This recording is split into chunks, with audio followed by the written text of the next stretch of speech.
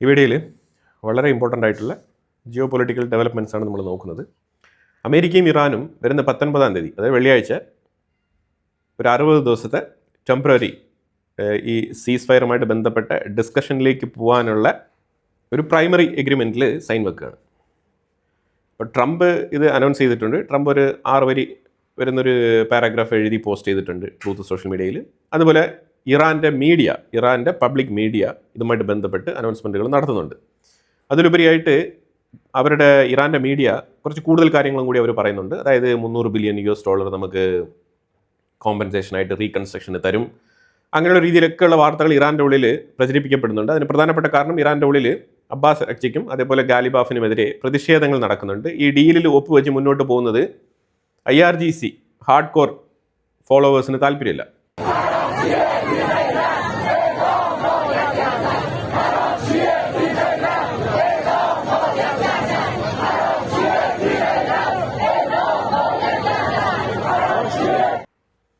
അപ്പോൾ അതുകൊണ്ട് ഈ അബ്ബാസ് അറഗ്ചിയും ഗാലിബാഫിനെയൊക്കെ നിലനിർത്തി മുന്നോട്ട് കൊണ്ടുപോകണം എന്നുണ്ടെങ്കിൽ ഇത്തരത്തിലുള്ള മീഡിയ നെറേറ്റീവ് ആവശ്യമുണ്ട് ഇറാൻ്റെ ഉള്ളിൽ.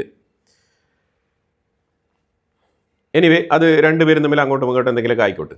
അപ്പോൾ അമേരിക്ക ഇപ്പോൾ പറഞ്ഞിരിക്കുന്ന വിഷയം എന്ന് പറഞ്ഞാൽ 19-ാം തീയതി റെഡി ആയിരിക്കൂ എന്നുള്ള രീതിയിലാണ് പറഞ്ഞിരിക്കുന്നത്.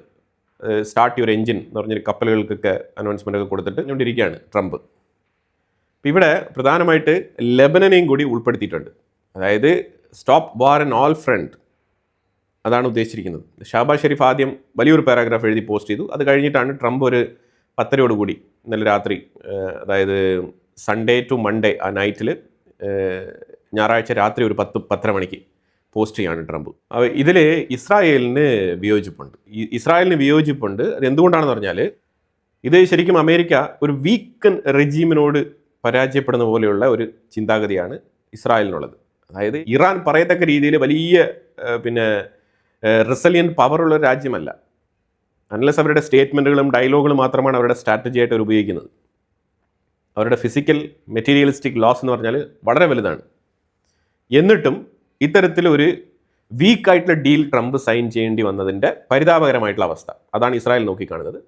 ഒപ്പം ഈ മിസൈലുകളെ ഇതിനകത്ത് ഉൾപ്പെടുത്താത്തത്, അതുപോലെ തന്നെ പല വിഷയങ്ങളും, ഇസ്രായേൽ ആവശ്യപ്പെട്ട പല വിഷയങ്ങളും, പ്രോക്സികളെ സപ്പോർട്ട് ചെയ്യുന്നത്, ഇതുമാതിരിപ്പെട്ട വിഷയങ്ങളെല്ലാം തന്നെ ഇപ്പം ഇതിനകത്ത് എക്സ്പോസ്ഡ് ആവുകയാണ്.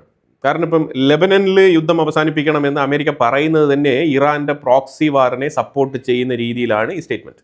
അങ്ങനെയാണ് ഇസ്രായേൽ ഇതിനെ നോക്കിക്കാണുന്നത്. കാരണം ഹിസ്ബുള്ള ഇറാൻ്റെ പ്രോക്സിയാണ്. ആ പ്രോക്സിയുടെ യുദ്ധം കൂടി നിർത്തണം എന്ന് അമേരിക്ക പറയുന്നതിൻ്റെ അർത്ഥം എന്താണ്? ഈവൻ ബാലിസ്റ്റിക് മിസൈലുകളോ അല്ലെങ്കിൽ ന്യൂക്ലിയർ ആയുധങ്ങളോ ഇതുമായിട്ട് ബന്ധപ്പെട്ട വിഷയങ്ങൾ പോലും സ്പെസിഫിക് ആയിട്ട് അവിടെ ടേംസ് ആൻഡ് കണ്ടീഷൻസിൽ വന്നിട്ടില്ല എന്നുള്ളതാണ് ഇസ്രായേലിൻ്റെ കൺസേൺ, ആശങ്ക. അമേരിക്ക അഥവാ ട്രംപ് ഒരു കൺഫ്യൂസ്ഡ് മൈൻഡിൽ മുന്നോട്ട് പോകുന്നതായിട്ടാണ് ഇസ്രായേലിന് മനസ്സിലാക്കാൻ പറ്റുന്നത്. വീക്ക്നെസ് പ്രൊജക്റ്റഡ്, അമേരിക്കയുടെ വീക്ക്നെസ് പ്രൊജക്റ്റഡ് ആണെന്നാണ് പറയുന്നത്. ഇനി ഇതുമായിട്ട് ബന്ധപ്പെട്ട് ഒരു അനാലിസിസ്, അതായത് ഇപ്പോൾ ഇത് ചില മീഡിയ ഇറാനെ അനുകൂലിച്ച്, ചില മീഡിയ അമേരിക്കയെ അനുകൂലിച്ച്, ഇങ്ങനെയൊക്കെ വാർത്തകൾ വരുന്നുണ്ട്. പക്ഷെ ഇവിടെ നമ്മൾ സ്ട്രെയിറ്റ് ഫോർവേഡായിട്ട് ഇതിനെ നോക്കുകയാണെന്നുണ്ടെങ്കിൽ, ഇവിടെ അമേരിക്കയ്ക്ക് ഒരു ഇലൂഷൻ ഉണ്ടായിരുന്നു. ആ ഇലൂഷൻ എന്താണെന്ന് പറഞ്ഞാൽ, ഇറാനെ ആക്രമിച്ചു കഴിഞ്ഞാൽ അവിടെ റെജീം ചേഞ്ച് ഉണ്ടാവും. ആ റെജീം ചേഞ്ച് ഉണ്ടായിക്കഴിഞ്ഞാൽ ട്രംപിന് അത് വലിയൊരു മൈലേജ് ആവും എന്നുള്ള രീതിയിലുള്ളൊരു ധാരണ ഉണ്ടായിരുന്നു ട്രംപിന്. ട്രംപ് ഉറച്ച് വിശ്വസിച്ചിരുന്നു ഈ കാര്യം. പക്ഷെ അത് നടന്നില്ല. അത് നടക്കാതെ പോയതിൻ്റെ കാരണം എന്താണ്? പ്രധാനപ്പെട്ട കാരണം, ഗ്ലോബൽ യൂണിറ്റി അമേരിക്കയ്ക്കില്ല. ആദ്യമേ തന്നെ ട്രംപ് താരിഫ് അതെന്നൊക്കെ പറഞ്ഞുകൊണ്ട് യൂറോപ്യൻ യൂണിയൻ രാജ്യങ്ങളെല്ലാം തന്നെ അമേരിക്കൻ ചേരിയിൽ നിന്നും മാറ്റി നിർത്തുന്ന നിലപാടാണ് ട്രംപ് എടുത്തിരുന്നത്. യൂറോപ്യൻ യൂണിയന് താരിഫ് ഇട്ടു, നാറ്റോയ്ക്ക് ശക്തമായ പിന്തുണ കൊടുത്തില്ല, ഉക്രൈനെതിരെ നിലപാടെടുത്തു. അപ്പോൾ ഇത്തരത്തിലുള്ള വിഷയങ്ങളൊക്കെ എടുത്തതുകൊണ്ട് തന്നെ ഗ്ലോബലി തന്നെ അമേരിക്കയ്ക്ക് അനുകൂലമായിട്ടുള്ളൊരു നിലപാടല്ല ഉണ്ടായിരുന്നത്. അത് നമ്പർ 1. രണ്ടാമത്, ഇസ്രായേലിനൊരു ത്രെട്ടാണ് ഇറാൻ്റെ അണുവായുധ നിർമ്മാണം. അതുപോലെ തന്നെ ഇറാൻ്റെ പ്രോക്സികൾ, ഇതെല്ലാം തന്നെ എക്സ്റ്റേണൽ റീസണിങ് ആണ്. അതായത് ഇറാനിന് പുറത്തുള്ള കാരണങ്ങളാണ് ശരിക്കും ഏറ്റവും കൂടുതൽ അമേരിക്കയും ഇസ്രായേലും ഒരുമിച്ച് ഇറാന് മേൽ ആക്രമണം നടത്താനുള്ള കാരണം എന്ന് വെച്ചാൽ എക്സ്റ്റേണൽ റീസൺസ് ആണ്, ഇൻറ്റേർണൽ റീസൺസ് അല്ല. ഇൻറ്റേർണൽ റീസൺ എന്താണ്? എക്കോണമിയാണ് അവരുടെ പ്രശ്നം. എക്കോണമിക് ക്രൈസിസ് ഉള്ളത് കൊണ്ട് അവിടെ സ്റ്റുഡൻസ് പ്രൊട്ടസ്റ്റ് രൂപപ്പെട്ടു. അവിടെ അതൊരു പ്രതിഷേധമായിട്ട് അവിടെ വന്നതിനെ തുടർന്ന് അതിനെ അമേരിക്കയും ഇസ്രായേലും യൂട്ടിലൈസ് ചെയ്യാൻ ശ്രമിച്ചിട്ടുണ്ടായിരുന്നു. പക്ഷേ ഇറാൻ്റെ ഉള്ളിലുള്ള ജനങ്ങൾ അവർ അമേരിക്ക എന്ന് പറഞ്ഞൊരു എക്സ്റ്റേണൽ ഫോഴ്സിനെ അവിടെ ആഗ്രഹിക്കുന്നില്ല.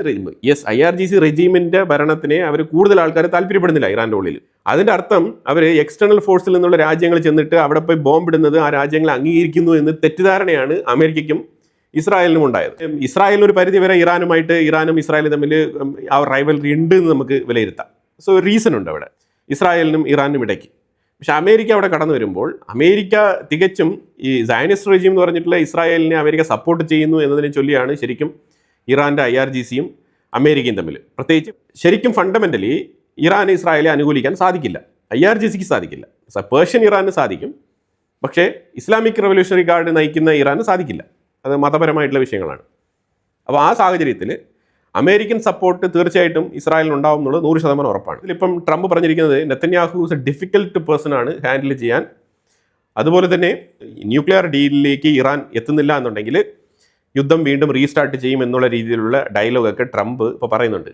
ട്രംപ് യുദ്ധമല്ല, ഒരു മണ്ണാങ്കട്ടയും സ്റ്റാർട്ട് ചെയ്യാൻ പോകുന്നില്ല, അത് മാത്രം ഉറപ്പുള്ള ആളുകൾ നോക്കും. ഇപ്പോൾ ഈ ഡീൽ സൈൻ ചെയ്ത് ഇപ്പോൾ വെള്ളിയാഴ്ച ഈ ഡീൽ സൈൻ ആയി കഴിഞ്ഞാൽ പ്രധാനപ്പെട്ട വിഷയം ഇറാൻ്റെ, ഞാൻ പറഞ്ഞ പോലെ മെറ്റീരിയലിസ്റ്റിക് അതേപോലെ ഫിസിക്കൽ ഡാമേജ് ഒരു സൈഡിൽ ഉണ്ടായി. അത്തരത്തിൽ അതിനെ വിലയിരുത്തി കഴിഞ്ഞാൽ ഒരു പരാജയമായിട്ട് കണക്കാക്കാം. ഇറാൻ വല്ലാത്ത രീതിയിൽ ഡാമേജ് ആയിട്ടുണ്ടെന്നൊക്കെ. പക്ഷേ മറ്റൊരു സൈഡിൽ അമേരിക്കയുമായിട്ട് ഏറ്റുമുട്ടൽ നടത്തിയ ഒരു രാജ്യം ഇറാൻ. രണ്ടാമത് അവരുടെ മിസൈൽ അറ്റാക്കിംഗ് പവർ അവർ തെളിയിച്ചു കഴിഞ്ഞു. 2000 കിലോമീറ്ററെങ്കിൽ 2000 കിലോമീറ്റർ പരിധിയിൽ അവർ പല അറ്റാക്കിംഗ് പോയിന്റുകൾ അവർ അച്ചീവ് ചെയ്തിട്ടുണ്ട്. പിന്നെ അമേരിക്കൻ ബേസുകൾക്കെതിരെ നടത്തിയ അറ്റാക്കുകൾ, വളരെ നിർണായകമായിട്ടുള്ള അറ്റാക്കുകൾ. ഏത് രാജ്യമാണ് അമേരിക്കൻ ബേസിനെ ഇത്രമാത്രം കയറി അടിച്ചിട്ടുള്ളത്? അതൊരു വിജയമല്ലേ എന്ന് വെച്ചാൽ അതൊരു വിജയമാണ്. അടുത്തത് ഈ മിലിറ്ററി ആക്ഷൻ, ഈ പ്രഷർ ഇട്ട് കഴിഞ്ഞാൽ അവിടെ ഒരു ജനകീയ പ്രക്ഷോഭം ഉണ്ടാകും എന്നുള്ളൊരു തെറ്റിദ്ധാരണ. ഇപ്പം ശരിക്കും ആ റെജീം ഒന്നുകൂടെ അവിടെ സ്ട്രെങ്തൻ ചെയ്ത് നിൽക്കുന്നൊരു സാഹചര്യം. യെസ്, അവിടെ നിരവധി പേര് കൊല്ലപ്പെട്ടു, പക്ഷേ വീണ്ടും അതേ റെജീം അവിടെ തുടരുകയാണ്. അപ്പോൾ അമേരിക്കയെ എതിർത്ത് നിന്ന് വിജയം നേടി എന്നുള്ളത് ഒരു യാഥാർത്ഥ്യമായി മാറുകയാണ്. അമേരിക്കയും ഇറാനും യുദ്ധം ചെയ്യുമ്പോൾ ഇറാൻ സർവൈവ് ചെയ്യുന്നു എന്നുള്ളത് തന്നെയാണ് ഇറാൻ്റെ വിജയം. ഇറാൻ എത്ര അടിവാങ്ങിച്ച് കൂട്ടി എന്നുള്ളത് വിഷയമേ അല്ല. നേരെ മറിച്ച് അമേരിക്ക ഏറ്റവും കൂടുതൽ അടിവാങ്ങിച്ച് കൂട്ടി എന്നുണ്ടെങ്കിൽ അത് ഒരു തോൽവിയായിട്ട് കരുതപ്പെടും. ഇതിൽ നിന്നും ട്രംപ് മനസ്സിലാക്കേണ്ട പാഠം എന്താണെന്ന് പറഞ്ഞാൽ, ഈ ട്രൂത്ത് സോഷ്യൽ മീഡിയയിൽ എഴുതി പോസ്റ്റ് ചെയ്യുന്നതല്ല യുദ്ധം. അതാണ് മനസ്സിലാക്കേണ്ടത്. ട്രംപിൻ്റെ ഇൻഎക്സ്പീരിയൻസ് ഇവിടെ എക്സ്പോസ്ഡ് ആവുന്നുണ്ട്. അതുപോലെ തന്നെ ട്രംപിന് 80 വയസ്സായി. 80 വയസ്സ് ബർത്ത്ഡേയിലാണ് പുള്ളിക്കാരൻ ഈ വിഷയം പ്രഖ്യാപിച്ചിരിക്കുന്നത്. ഇനിയിപ്പോൾ ഇതിനകത്ത് ഇസ്രായേൽ ട്രംപിൻ്റെ അടുത്ത് ഡിസ്കസ് ചെയ്തുകൊണ്ടിരിക്കുകയാണ്. ഇസ്രായേലിന് ലെബനൻ്റെ ഉള്ളിൽ നിന്നും പുറത്തു വരാൻ പറ്റില്ല എന്നുള്ള നിലപാടാണ് ഇസ്രായേൽ സ്വീകരിച്ചിരിക്കുന്നത്. ഇനി ഇതിലെല്ലാം ഉപരി ഇസ്രായേൽ ഇന്ന് രാവിലെയും ലെബനൻ്റെ ഉള്ളിൽ ആക്രമണങ്ങൾ തുടരുകയാണ്. പ്രത്യേകിച്ച് ഗസേനിയ, നബാറ്റിയ, അൽ ഫവാഖ്, കഫർ, ഖിയാം, മർക്കബ, ടെബാനി മെയിൻ റോഡ്, ഈ ഏരിയകളിലെല്ലാം ആക്രമണങ്ങൾ, എയർ സ്ട്രൈക്ക് തന്നെ നടത്തിയിട്ടുണ്ട്. ട്രംപ് ഇന്നലെ രാത്രിയാണ് പ്രഖ്യാപിച്ചത് ലെബനനിലും ഞങ്ങൾ യുദ്ധം നിർത്തുന്നു പറഞ്ഞിട്ട്. പക്ഷേ ഇസ്രായേൽ രാവിലെ തന്നെ അറ്റാക്ക് തുടരുകയാണ്. സദൻ ലെബനാനിൽ ഞാൻ ഈ മാപ്പിൽ കാണിക്കുന്ന ഇത്രയും ഏരിയ ഇസ്രായേൽ പിടിച്ചു വെച്ചിരിക്കുകയാണ്. ഇനിയിപ്പോൾ ട്രംപിൻ്റെ വാക്കും കേട്ടുകൊണ്ട് ഇസ്രായേൽ പിൻവാങ്ങുന്നെന്ന് വെച്ചു. ഇസ്രായേൽ പിൻവാങ്ങിക്കഴിഞ്ഞാൽ എന്താണ് ഈ യുദ്ധം ഇത്ര നാൾ നടത്തിയതിൻ്റെ ഒരു ഗുണം? ഒരു ഗുണവുമില്ല. ഗാസയിൽ അവിടെ ഗാസ പീസ് അക്കോർഡ് എന്ന് പറഞ്ഞിട്ട് ഗാസയിലും ഇസ്രായേലിലും മുന്നോട്ട് പോകാൻ പറ്റാത്ത രീതിയിൽ ട്രംപ് അവിടെ തടഞ്ഞു വെച്ചിരിക്കുകയാണ്. ലെബനനിലും ഇപ്പം അതേപോലത്തെ അടുത്തൊരു പ്രൊപ്പഗൻഡയുമായിട്ട് ട്രംപ് മുന്നോട്ട് വന്നിരിക്കുകയാണ്. ഇതിൽ നിന്ന് എന്തെങ്കിലുമൊക്കെ നേട്ടങ്ങൾ ഇസ്രായേലിന് ഉണ്ടോ എന്ന് ചോദിച്ചാൽ ഇസ്രായേലിന് നേട്ടമില്ല. ഇത് നെതന്യാഹുവിന് വീണ്ടും തിരിച്ചടിയായി മാറുകയാണ്.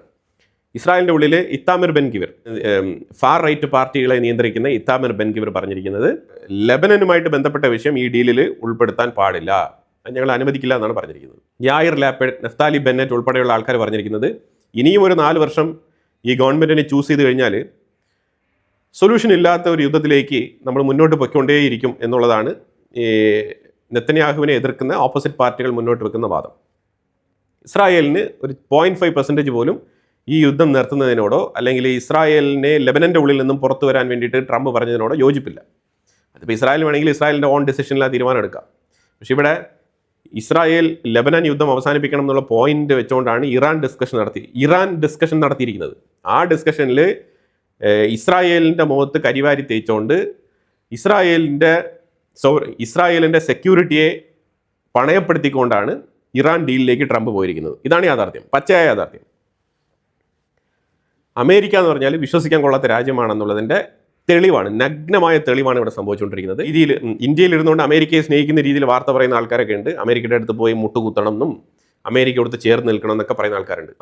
അതിനൊന്നും യാതൊരു പ്രസക്തിയില്ല എന്നുള്ളതാണ്. അമേരിക്കയെ സംബന്ധിച്ചിടത്തോളം അമേരിക്കയുടെ ഇൻട്രസ്റ്റ് അവർക്ക് അതാണ് ഇമ്പോർട്ടൻറ്റ്. വേൾഡ് കപ്പ് നടക്കുന്നുണ്ട്, അടുത്ത മിഡ് ടൈം ഇലക്ഷൻ വരുന്നുണ്ട്, അതുപോലെ അമേരിക്ക ഇനി പല ഗ്ലോബൽ ഫോറംസ് അഡ്രസ്സ് ചെയ്യേണ്ടതുണ്ട്. ഇങ്ങനത്തെ പല വിഷയങ്ങൾ അവരുടെ അജണ്ടയിലുണ്ട്. ഇനി അവർ എണ്ണ വിൽപ്പനയുമായിട്ട് ബന്ധപ്പെട്ട് കാര്യങ്ങൾ മുന്നോട്ട് കൊണ്ടുപോകേണ്ടതുണ്ട്. ഇത്തരത്തിലുള്ള വിഷയങ്ങളൊക്കെ അവിടെ ഉണ്ട്. പിന്നെ പ്രധാനമായിട്ടും ഫെഡറൽ റേറ്റിൻ്റെ ടാക്സ് കട്ട് ഇതുവരെ നടത്തിയിട്ടില്ല. ടാക്സ് ഇപ്പോഴും ഉയർന്ന നിലയിലാണ് നിൽക്കുന്നത്. ഫെഡറൽ റേറ്റിൻ്റെ ടാക്സ് ഉയർന്നു നിൽക്കുന്നത് കൊണ്ടാണ് സ്വർണത്തിൻ്റെ വില ഇപ്പോൾ കുറഞ്ഞുകൊണ്ട് വന്നത്. ഫെഡറൽ റേറ്റ് ടാക്സ് കട്ട് ചെയ്ത് കഴിഞ്ഞാൽ അമേരിക്കയിൽ ഇൻട്രസ്റ്റ് റേറ്റ് അവർ കുറച്ച് കഴിഞ്ഞാൽ സ്വർണത്തിൻ്റെ വില ഉയരും, നമ്പർ 1. രണ്ടാമത്, ഇപ്പോൾ എണ്ണ വില ഇപ്പോൾ കുറഞ്ഞുകൊണ്ടിരിക്കുകയാണ്. അപ്പോൾ ഇതെല്ലാം കൊണ്ട് വീണ്ടും ഗോൾഡ് പ്രൈസ് ചെറിയ രീതിയിൽ ഉയരാനുള്ള സാധ്യതയുണ്ട്. പക്ഷേ എണ്ണ വില ഒരു സ്റ്റേബിൾ ആയിട്ടുള്ള പൊസിഷനിൽ എത്തുമ്പോൾ ഈ ഗോൾഡ് പ്രൈസിൻ്റെ ആ ഒരു കയറ്റവും അവിടെ സ്റ്റേബിൾ ആവും. ഗോൾഡ് ലോങ് ടേം ഇൻവെസ്റ്റ്മെൻറ്റിന് നല്ലതാണ്. പക്ഷേ അതേസമയം നിലവിൽ ഗോൾഡ് പർച്ചേസ് ചെയ്യണമെന്നുണ്ടെങ്കിൽ ചെയ്യാം. പക്ഷേ പാർട്ട് ബൈ പാർട്ടായിട്ട് പർച്ചേസ് ചെയ്യുന്നത് നന്നായിരിക്കും. കാരണം പ്രൈസ് ഒരുപാട് ഫ്ലക്ച്വേഷൻ ആകുന്ന സ്ഥിതിക്ക് കുറഞ്ഞ സമയത്തും പർച്ചേസ് ചെയ്യേണ്ടി വരും, കൂടിയ സമയത്തും പർച്ചേസ് ചെയ്യേണ്ടി വരും, അതിൻ്റെ അടുത്ത് ഫ്ലക്ച്വേറ്റ് ആകുന്ന സമയത്തും പർച്ചേസ് ചെയ്യേണ്ടി വരും. ആവറേജ് പർച്ചേസ് എടുത്ത് നമുക്ക് സം ചെയ്ത് കഴിഞ്ഞാൽ നമുക്കൊരു അത്യാവശ്യം റീസണബിൾ പ്രൈസിൽ നമ്മൾ പർച്ചേസ് ചെയ്തിട്ടുള്ളതായിട്ട് നമുക്ക് ഫീൽ കിട്ടും. ആ റിയാലിറ്റി അതായിരിക്കും. അല്ലാതെ നമ്മൾ ബൾക്കായിട്ട് ഒരു പർട്ടിക്കുലർ സമയത്ത് പോയി സ്വർണം പർച്ചേസ് ചെയ്യുന്നുവെങ്കിൽ അത് ചിലപ്പോൾ നഷ്ടക്കച്ചവടമായി മാറാനുള്ള സാധ്യതയുണ്ട്. നിലവിൽ സ്വർണം പർച്ചേസ് ചെയ്യാൻ പറ്റിയ സമയമല്ല. Israel prime minister Benjamin Netanyahu പറഞ്ഞിരിക്കുന്നത് IDF will remain stay in the security position in southern Lebanon. അവർ പിടിച്ചെടുത്ത സ്ഥലങ്ങളിൽ അതാത് സ്ഥലങ്ങളിൽ ഇസ്രായേൽ സ്റ്റേ ചെയ്യുമെന്നാണ് പറഞ്ഞിരിക്കുന്നത്. അവിടെ നിന്ന് പിന്മാറാനുള്ള ശ്രമങ്ങൾ നടത്തുന്നില്ല എന്നാണ് പറഞ്ഞിരിക്കുന്നത്. പക്ഷേ നിലവിൽ ഹിസ്ബുള്ള അനുയായികൾ സദൻ ലെബനാനിലേക്ക് ഫാമിലി മെമ്പേഴ്സ് എന്നുള്ള നിലയിൽ അവർ വീടുകളിലേക്ക് തിരിച്ചു വരാൻ തുടങ്ങിയിട്ടുണ്ട് കുറേ സ്ഥലങ്ങളിലൊക്കെ. ഇപ്പം തൽക്കാലം അമേരിക്ക സ്ട്രോങ് ആയിട്ടുള്ള വാർണിംഗ് ഇസ്രായേലിന് കൊടുത്തിട്ടുണ്ട് അവിടെ അറ്റാക്ക് നടത്തരുത് എന്നുള്ളത്. അപ്പോൾ ഫ്രൈഡേ വരെ ഇറാനും അമേരിക്കയും ഈ ഒരു ജനീവയിൽ വെച്ചിട്ട് ഈ ഡീൽ സൈൻ ചെയ്യുന്നത് വരെ ആക്രമണങ്ങൾ ഇച്ചിരി കുറഞ്ഞ ലെവലിലായിരിക്കും ലെബനൻ്റെ ഉള്ളിൽ. ഇനി പറയാൻ പോകുന്നതാണ് അൾട്ടിമേറ്റ് പോയിന്റ്. അമേരിക്ക ഈ ഡീൽ സൈൻ ചെയ്യുന്നതിലൂടെ IRGCയുടെ നോൺ ബിലീവേഴ്സിനെ വധിക്കുക. നോൺ ബിലീവേഴ്സ് ഉണ്ടാവാൻ പാടില്ലല്ലോ. അത്തരത്തിലുള്ള IRGCയുടെ റിലീജിയസ് ഫണ്ടമെൻ്റൽ ഐഡിയോളജി തീവ്ര നിലപാടിനെ ഒന്നുകൂടി എൻഡോസ് ചെയ്യുകയാണ്. അതാണ് ചെയ്തിരിക്കുന്നത്. തീവ്രവാദത്തിനെ അനുകൂലിക്കുന്ന അമേരിക്ക. ഇതാണ് ക്ലിയർ ആയിട്ട് വരുന്ന പിക്ചർ. യുദ്ധം അവസാനിപ്പിക്കണം, സംഭവം ശരിയാണ്. സ്ട്രേറ്റ് ഓഫ് ഹോർമോസ് പ്രവർത്തിക്കണം, അതൊക്കെ നല്ലതാണ്. സ്ട്രേറ്റ് ഓഫ് ഹോർമോസിൽ ഒരു ചാർജും ഇല്ലാത്ത രീതിയിലുള്ള ട്രാൻസ്പോർട്ടേഷൻ, അതാണ് അമേരിക്ക മുന്നോട്ട് വെച്ചിരിക്കുന്ന ആശയം മാത്രമാണ്. ഇതുവരെ സൈൻ ചെയ്തിട്ടില്ല. ഇപ്പോഴും ഇറാൻ്റെ ഉള്ളിൽ ഇത് ഒപ്പുവെക്കണോ വേണ്ടയോ എന്നുള്ള രീതിയിലുള്ള ഡിസ്കഷൻസ് ആണ് നടക്കുന്നത്. അവരിതുവരെ ഉറപ്പിച്ചിട്ടുള്ളൊരു തീരുമാനം പറയുന്നുമില്ല. ഇതാണ് നിലവിലെ സാഹചര്യം. എനിവേ 19-ാം തീയതി നമുക്ക് കൃത്യമായിട്ട് ഇതിൻ്റെ വിവരങ്ങൾ പുറത്തു വരും. ഈ 14 പോയിന്റ് ഇറാൻ്റെ മീഡിയ പബ്ലിഷ് ചെയ്തതാണോ അമേരിക്ക ഓക്കെ പറഞ്ഞിരിക്കുന്നത് എന്നുള്ളത് ഇപ്പോഴും ഡൗട്ട്ഫുൾ ആയിട്ടുള്ളൊരു വിഷയമാണ്. ഇപ്പോഴേ ഇസ്രായേലിൻ്റെ മുന്നിൽ അവശേഷിക്കുന്ന അപകടകരമായ യാഥാർത്ഥ്യം എന്താണെന്ന് പറഞ്ഞാൽ ഇറാനിലെ റെജീം ചേഞ്ച് നടക്കുന്നോ ഇല്ലയോ എന്നുള്ളതല്ല, മറിച്ച് മുറിവേറ്റതും ആക്രമണങ്ങളെ നേരിട്ടതും ഇനി ഇത്തരത്തിലുള്ള ആക്രമണങ്ങൾ വന്നു കഴിഞ്ഞാൽ എങ്ങനെ ചേർത്ത് നിൽക്കണം എന്നുള്ള ഒരു ഐഡിയ കിട്ടിയതുമായിട്ടുള്ള അഗ്രസീവായിട്ടുള്ള ഒരു ഇറാനിയൻ ഭരണകൂടത്തിനെയാണ് ഇനി ഇസ്രായേൽ നേരിടാൻ പോകുന്നത്. അതിന് ഇറാനെ പ്രാപ്തരാക്കി കൊടുത്തത് അമേരിക്കയാണ്. ഇത്തരം സാഹചര്യങ്ങളോട് പൊരുത്തപ്പെടാനുള്ള കഴിവ് നേടിക്കൊണ്ടുള്ള ഒരു IRGC ഭരണകൂടം അവിടെ വരികയാണ്. യുവമാരെ എങ്ങനെ ഹാൻഡിൽ ചെയ്യണം, എങ്ങനെ അമേരിക്ക എങ്ങനെ ഹാൻഡിൽ ചെയ്യണം എന്നുള്ളതൊക്കെ കൃത്യമായിട്ട് മനസ്സിലാക്കിക്കൊണ്ടുള്ള ഒരു IRGC ഭരണകൂടമായിരിക്കും അവിടെ വരാൻ പോകുന്നത്. അപ്പോൾ ഇനി ഇറാൻ്റെ സൈഡിലുള്ള റെസ്പോൺസ് അത്ര മൈൽഡ് ആയിരിക്കില്ല. അവർ അഗ്രസീവായിട്ട് വാക്കുകൾ കൊണ്ടായാലും പ്രവൃത്തി കൊണ്ടായാലും അവർ പെരുമാറും.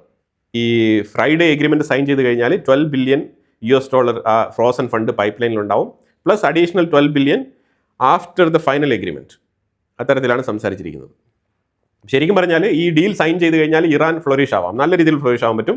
പക്ഷേ അതേസമയം മനസ്സിലാക്കേണ്ടത് ഇന്ത്യക്ക് വളരെ നല്ലതാണ്. ഇന്ത്യ ഒരിക്കലും അമേരിക്കയുടെ കാല് പിടിക്കാൻ പോകുന്നില്ല. പലരും ഇവിടെ ഇന്ത്യ അമേരിക്കയുടെ അടുത്ത് അടിയറവ് പറഞ്ഞില്ല എന്നൊക്കെ പറഞ്ഞുകൊണ്ടിരിക്കുന്നുണ്ട്. ഇവിടെ ഒരു രാജ്യത്തിനും കാല് പിടിക്കേണ്ട ആവശ്യമില്ല. എല്ലാം ഡിമാൻഡ് ആൻഡ് സപ്ലൈ ആണ്. ഇപ്പോൾ അമേരിക്കയ്ക്ക് എന്താണ് വേണ്ടത്? അമേരിക്കയ്ക്ക് വേണ്ടത് അമേരിക്കയുടെ എണ്ണ ഇന്ത്യ വാങ്ങണം, അമേരിക്കയ്ക്ക് മാർക്കറ്റ് ഓപ്പൺ ചെയ്ത് കൊടുക്കണം. അമേരിക്കയെ സംബന്ധിച്ചിടത്തോളം ഇന്ത്യ അഗ്രികൾച്ചർ മാർക്കറ്റും ഓപ്പൺ ആക്കുന്നില്ല, എണ്ണ വാങ്ങിക്കാൻ പറഞ്ഞാൽ അതും വാങ്ങിക്കുന്നില്ല. അതാണ് അവരുടെ പ്രശ്നം. ആയുധങ്ങൾ വാങ്ങിക്കാൻ പറഞ്ഞാൽ 1-2 സാധനങ്ങൾ ലിമിറ്റഡ് ആയിട്ട് വാങ്ങിക്കുന്നു. അപ്പോൾ എങ്ങനെയാണ് നമ്മൾ ഇന്ത്യൻ മാർക്കറ്റ് ക്യാപ്ചർ ചെയ്യുക? ഇതാണ് അമേരിക്കയുടെ തലവേദന. അമേരിക്കയുടെ കോൺഗ്രസിന്റെ ഉള്ളിൽ വരെ ഇത് ഡിസ്കസ് ചെയ്യപ്പെടുന്നുണ്ട്. ഇന്ത്യയുടെ മാർക്കറ്റിന് വേണ്ടിയിട്ടാണ് ഇന്ത്യക്ക് മേൽ ഏറ്റവും കൂടുതൽ പ്രഷർ. അമേരിക്ക മറ്റുള്ള രാജ്യങ്ങളിലേക്ക് കൊടുക്കാത്ത പ്രഷർ ഇന്ത്യക്ക് കൊടുക്കുന്നുണ്ട്. എന്താണ് കാരണം? മറ്റുള്ള രാജ്യങ്ങളിൽ ഇത്രയും വലിയ മാർക്കറ്റ് ഇല്ല. ഇന്ത്യയാണ് ഏറ്റവും വലിയ മാർക്കറ്റ്. അപ്പോൾ ആ വലിയ മാർക്കറ്റിലേക്ക് പ്രഷർ അപ്ലൈ ചെയ്ത് ആ മാർക്കറ്റിനെ അവരുടെ വശത്താക്കുക എന്നുള്ളതാണ് അവരുടെ തന്ത്രം. ആ തന്ത്രത്തിൽ നിന്നും ഇന്ത്യ വഴുതി മാറി നമ്മൾ ഡൈവേഴ്സിഫൈ ചെയ്തുള്ള നീക്കങ്ങളാണ് നമ്മൾ നടത്തുന്നത്. ഇന്ത്യയുടെ മാർക്കറ്റ് എല്ലാവർക്കും ഉള്ളതാണ്, അമേരിക്കയ്ക്ക് മാത്രമുള്ളതല്ല എന്നുള്ളതാണ് ഇന്ത്യയുടെ മെസ്സേജ്. മൾട്ടിലാറ്ററൽ. അത് മനസ്സിലാക്കാതെ എല്ലാം അമേരിക്കയ്ക്ക് കൊടുക്കണമെന്ന് പറഞ്ഞിട്ട് ചില ആൾക്കാർ ഇവിടെ നിന്ന് പറയുന്നുണ്ട്. അതൊന്നും നടക്കുന്ന കാര്യങ്ങളല്ല. അപ്പോൾ ഇതാണ് നിലവിൽ ഇറാനും അമേരിക്കയും തമ്മിൽ പ്രപ്പോസ് ചെയ്തിരിക്കുന്ന ഡീലുമായിട്ട് ബന്ധപ്പെട്ട വിഷയം. പിന്നെ ആന്ത്രോപ്പിക് എന്ന് പറഞ്ഞിട്ട് ഒരു AI സോഫ്റ്റ്വെയർ, അതുമായിട്ട് ബന്ധപ്പെട്ട് ആന്ത്രോപ്പിക് മൈത്തോസ് എന്ന് പറഞ്ഞിട്ടുള്ള ഒരു സൈബർ സെക്യൂരിറ്റിയുമായിട്ട് ബന്ധപ്പെട്ട് ഡിഫൻസ് മേഖലയിൽ സെക്യൂരിറ്റി ഉറപ്പുവരുത്തുന്ന ഒരു സോഫ്റ്റ്വെയർ ആണ്. അപ്പോൾ ഇതുമായിട്ട് ബന്ധപ്പെട്ട് ഞാൻ ഇൻസൈറ്റ്സ് മലയാളം ഗ്ലോബലിൽ സംസാരിക്കാം. അതുപോലെ തുളസി ഗബ്ബാർഡ് വെളിപ്പെടുത്തിയ biolab investment funding from America, അതിനെ ഇലോൺ മസ്ക് അപ്രിഷ്യേറ്റ് ചെയ്തിട്ടുണ്ട്. ഇലോൺ മസ്ക് പറഞ്ഞിരിക്കുന്നത് വാവ്, ഗ്രേറ്റ് ആയിട്ടുള്ള ഒരു മൂവാണ് തുളസി ഗബ്ബാർഡ് നടത്തിയത്. ഇത് വെളിപ്പെടുത്തിയതിന് അപ്രിഷ്യേഷൻ അറിയിച്ചിട്ടുണ്ട് ഇലോൺ മസ്ക് തുളസി ഗബ്ബാർഡിന്. അപ്പോൾ എന്തായാലും ഈ വിഷയത്തിൽ ഇസ്രായേൽ അവരുടെ നിലപാട് വളരെ വ്യക്തമായിട്ട് അറിയിച്ചിട്ടുണ്ട്. പക്ഷേ അമേരിക്ക ഒരു കൺഫ്യൂസ്ഡ് മൈൻഡ് സെറ്റിൽ മുന്നോട്ട് പോവാണ്. എന്തായാലും 19-ാം തീയതി ഈ ഡീൽ സൈൻ ചെയ്യുമ്പോൾ നമുക്ക് കാര്യങ്ങൾ വ്യക്തമായിട്ട് മനസ്സിലാക്കാൻ പറ്റും. ഇതിനെക്കുറിച്ചുള്ള അഭിപ്രായങ്ങൾ കമന്റ് ബോക്സിൽ രേഖപ്പെടുത്തുക. കൂടുതൽ വാർത്തകളുമായിട്ട് അടുത്ത വീഡിയോയിൽ വരാം. Thank you so much.